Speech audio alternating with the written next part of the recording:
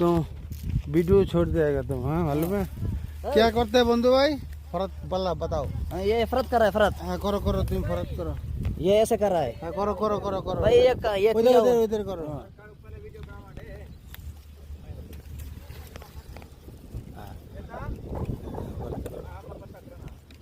नीचे करो, नीचे देखे ऐसे ऐसे। हाँ देखे करो। ठीक है। फरत करेगा बड़ा होगा ना। हाँ तुम बात करो। ये इतना बड़ा दाना आएगा। हाँ तुम बात करो थोड़ा। इतना बड़ा दाना आएगा। हाँ ठीक है। ये भी इतना है, ये इतना बड़ा आएगा। हाँ ठीक है। ये दो दो है, साथ में रहेगा ये। हाँ ठीक है। एक एक रहेगा। টিকটক ভিডিও করায় মেয়েকে গুলি করে হত্যা করেছে বাবা। পুলিশের কাছে আবার নিজেই দিয়েছেন স্বীকারোক্তি। ঘাতক বাবা মেয়েকে হত্যার বিষয়টি স্বীকার করে বলেন মেয়ের টিকটক ভিডিও নিয়ে তার আপত্তি ছিল। এর জেরে মেয়েকে হত্যা করেছেন।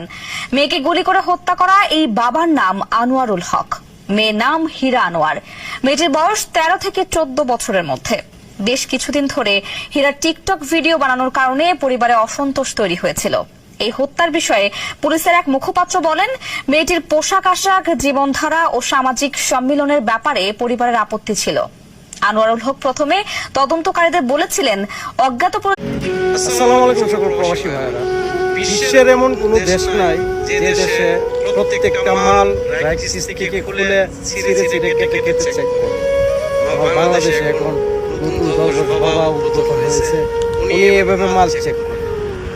ডক্টর ইউনূসওয়ালা যদি এভাবে করে, শেখ হাসিনাওয়ালা রাইস কেটে মাল নিয়ে যেত।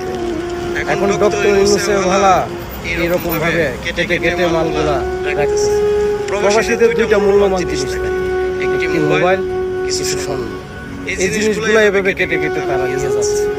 আমি জানি না প্রবাসীরা কতটুকু ভিডিওটা শেয়ার করে। ডক্টর ইউনূসের উদ্দেশ্যে বলি। আসসালামু আলাইকুম। এই এয়ারফুটের ভিতরে 2024 সালে সবই ঠিক আছিল। আজকে 2025 সালে এক নতুন দরবেশ বাবার আগমন হয়েছে। আজকে নাকি একটার বেশি দুইটা অ্যান্ডার ফ্যান কিনলো, এটাও নাকি অবৈধ। একটার বেশি দুইটা শার্ট পরলো, এটাও নাকি অবৈধ। আর দুইটার বেশি মোবাইল নিলে। সূরা আন-নাস। বিসমিল্লাহির রহমানির রহিম। রহমান রহিম আল্লাহ তাআলার নামে। কুল আউযু বিরাব্বিন নাস। হে নবী, তুমি বলো আমি আশ্রয় চাই মানুষের মালিকের কাছে। মালিকিন নাস। আমি আশ্রয় চাই মানুষের আসল বাদশাহর কাছে। ইলাহিন নাস।